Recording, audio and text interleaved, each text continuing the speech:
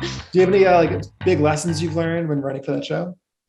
I remember, the first season for sure, I felt very over my, in water over my head. I felt I was pretending. I felt really, it was fake it till you make it. And I remember we'd all be pitching on jokes, and the room all the writers were so funny on that show. It was very intimidating. And they would be pitching, and I'd be laughing. I wasn't even pitching; I was laughing, and I just knew this is not good because I'm not getting paid to laugh. I'm getting paid to pitch, right? And I just couldn't beat any of the writers to the punch. They were just so good. And then I remember talking to Micahel, who was he was at the time he had just finished running the Conan O'Brien show, and I was like, man, I don't know. I can't beat these guys. And he gave me some really good advice that really changed the game for me. And it was, he said, you're never going to beat them. They're too fast. So you can't, if everyone's pitching down this one line of thought, you're not going to beat them. You go around it, find another way to get to the joke.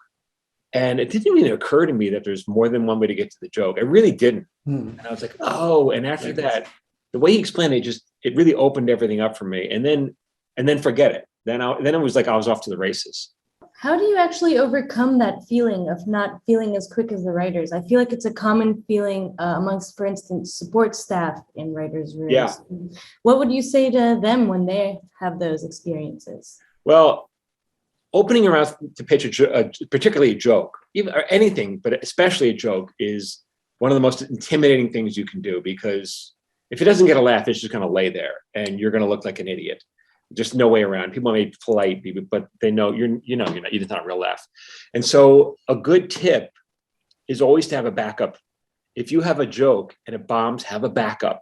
Have a backup to get, as long as you can get a laugh. If people will forget, even if it's not on story, as long as you can get a laugh somehow out of the situation, people will remember the laugh. And that's the most important thing.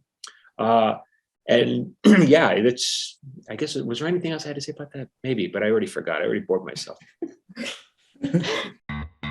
Thanks for watching the Deadline Junkies Screenwriting Podcast. Subscribe and ring that YouTube bell for new episodes and more screenwriting tips.